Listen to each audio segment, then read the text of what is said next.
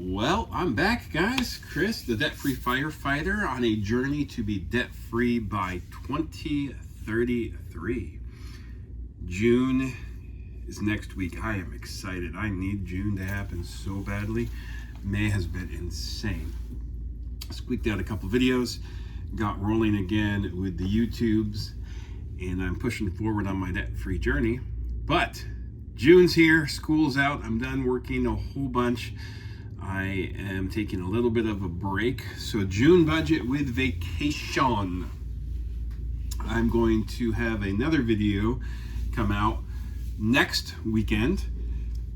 And that video is going to talk about how to go on vacation without going into debt. How to vacation when you are in debt. How to vacation when you're on a debt-free journey. June budget looks a little bit different than the other 6 months of the year. I'm pretty excited about it. I want to talk about it and work through it. So, June budget with vacation. We'll come back to that in a second. But income. Where's my money coming from? The first step in budgeting is to know where your money's coming from.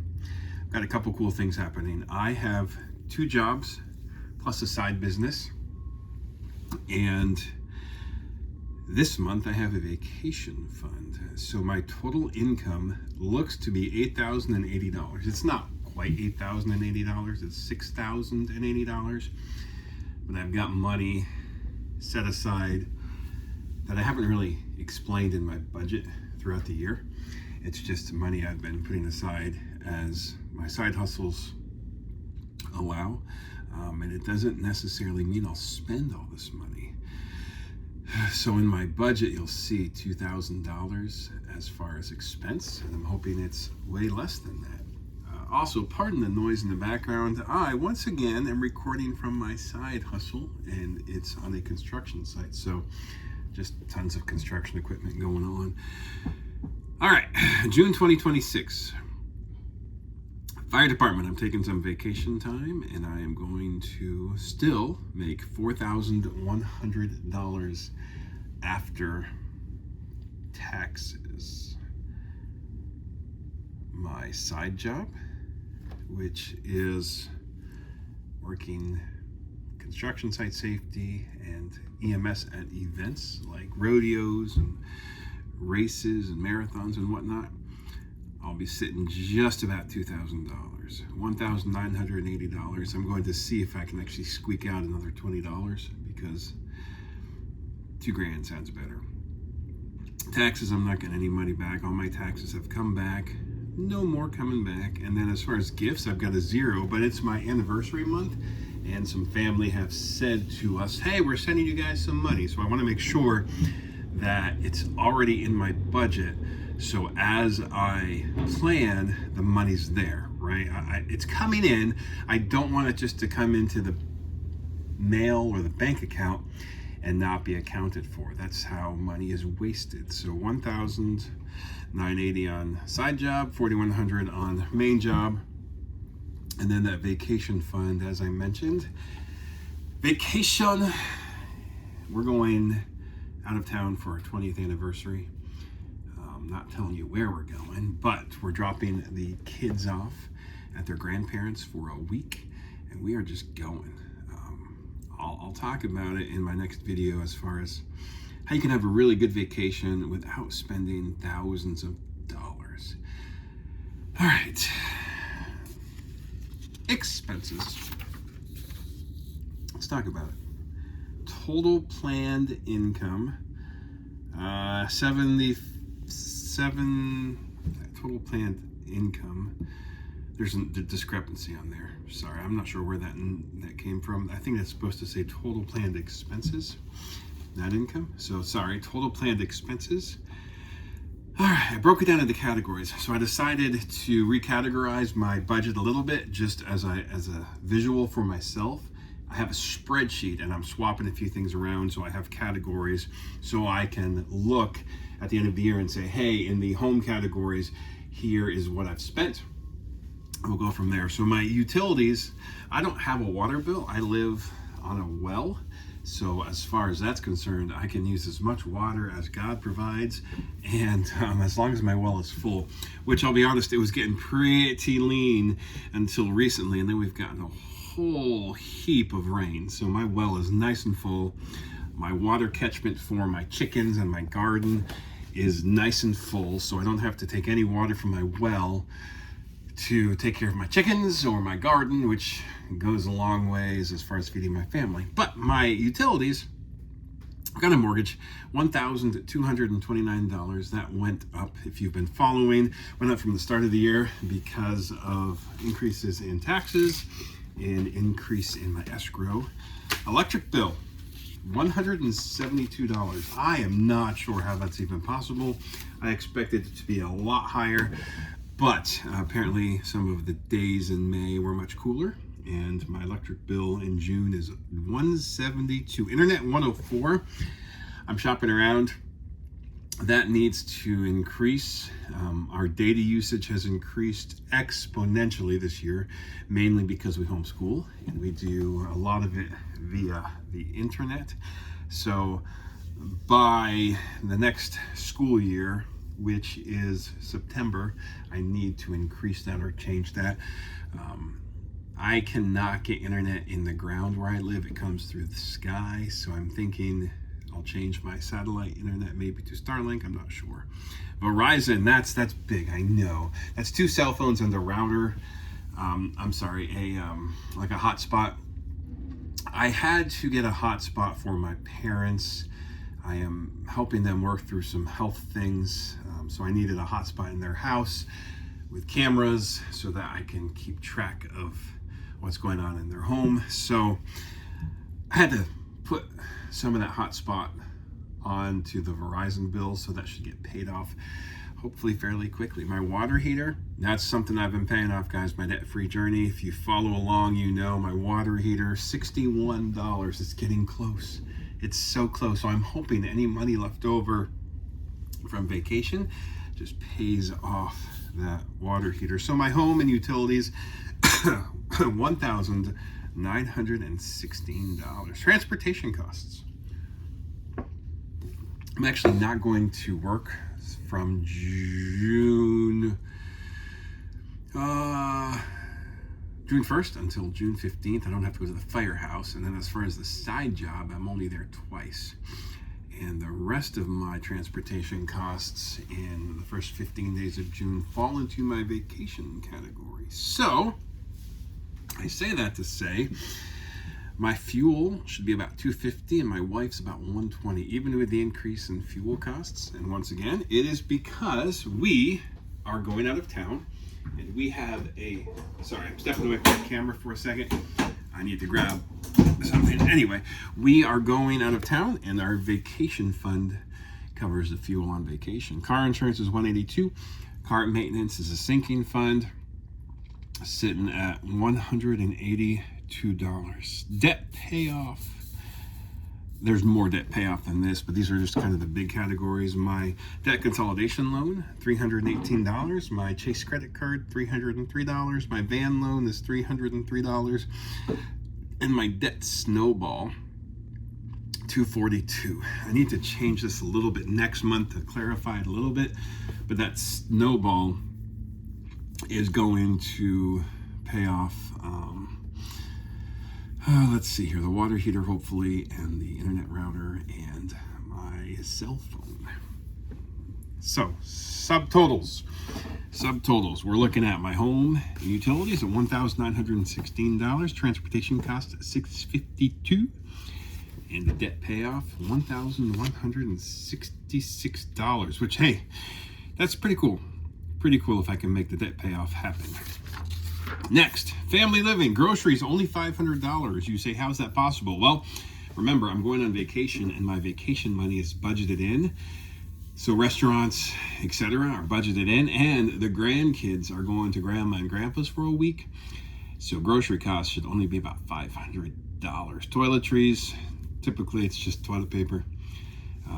Sometimes it's shampoo and whatnot. And the reason that's $35 is because my wife and my daughters kind of have a separate category, so that They know here's their budget. You just go if you need makeup, whatever. This is just household toiletries. Health and medical is $40. Budget just for copays on anything we need. Don't anticipate needing anything, but I roll it in there so that if something happens, I don't say, oh, where's the money coming from? And then meals at work, $60. Firehouse meals, I've mentioned, are $10 buy-in. It's a group meal, so I'm only in the Firehouse, I think, 6 times in June. So $10 times 6 is $60. That wife and daughter fund, they get $100, and that just, like I said, that covers whatever they need. So they don't have to come to me and just say, hey Dad, I need $12 for, whatever. And some of that covers youth activities at church. It covers makeup. It covers whatever they need.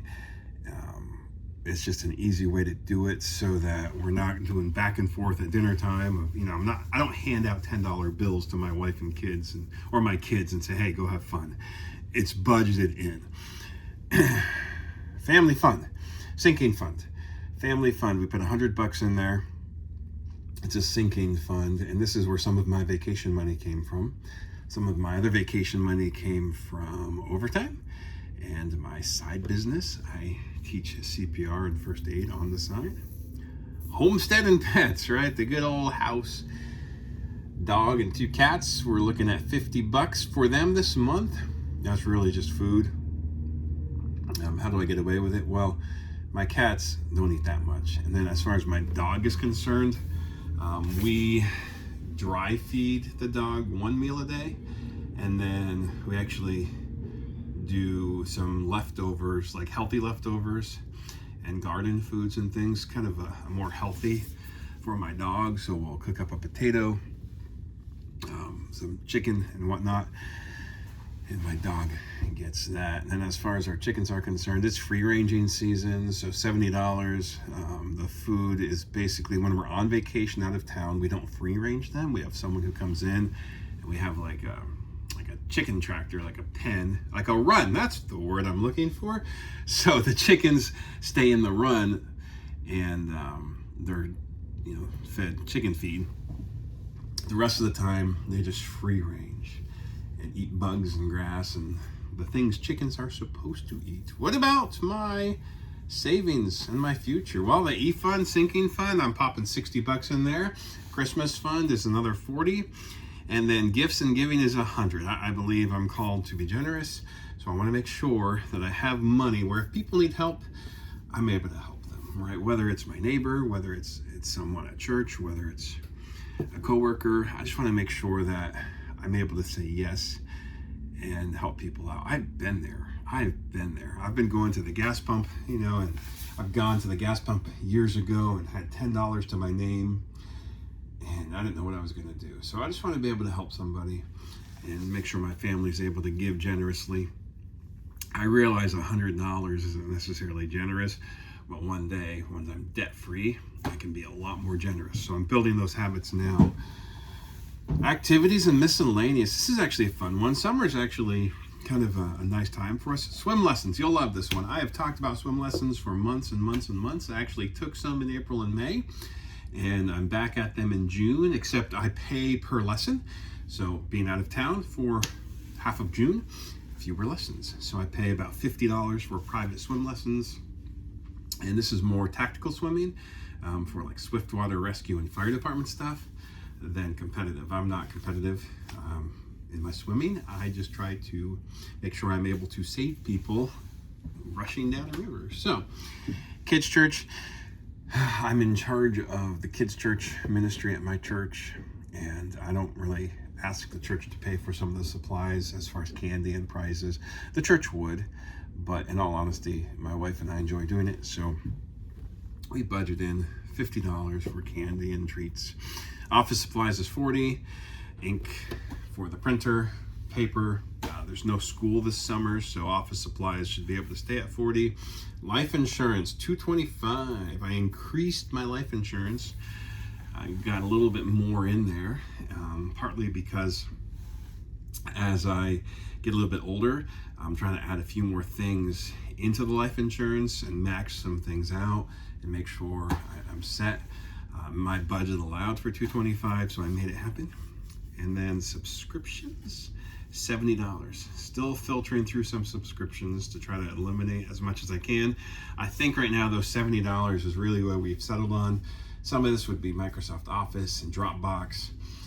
I think we've got the Experian credit report subscription. I just keep track of that right now. I think for me, as I'm paying off debt, I want to make sure nothing pops up on my report that surprises me.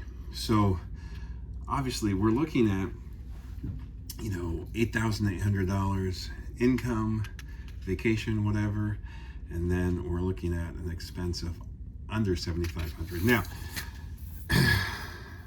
other fun activities and miscellaneous. I have separate bank accounts for my daughters. My youngest gets $28 a month, and my oldest gets $48. It's just automatically put in there. And when they turn 16 or 18 and they need a car, we've got some seed money. Or when they go to college, we've got some seed money. How's that number determined? Well, pretty easy. My daughter is 7. Every week, she gets $7. Just put into that bank account. She doesn't even know this account exists. My oldest daughter is 12. Every week, she gets $12 put in. When she turns 13, she'll get $13 put in. So it's an account that my kids don't really know exists. My wife knows, obviously, and I know. And it's just a way of me helping them and also making sure I'm saving up for their future. Vacation fund. My biggest goal this month is make memories while staying on budget. So I'll have a whole separate video on this one. But vacation fund, we're sitting at $2,000. We are going to 3 different states. One of them is my in-laws. We're staying at their house and mooching off of them for 2 or 3 nights. And then we're heading to the mountains for a night because I love the mountains. And then we're heading to the beach for 4 days because my wife loves the beach. So we're doing that under $2,000. That's 2 different hotels. That's eating out. That's activities. That's coffee shops. I'll talk about how I can do it later. Hope you guys have a great day. It is Sunday when this is being published, and I am heading out of town on Wednesday. So Monday, Tuesday is packing and working the side job, and then Wednesday we are strolling out of town.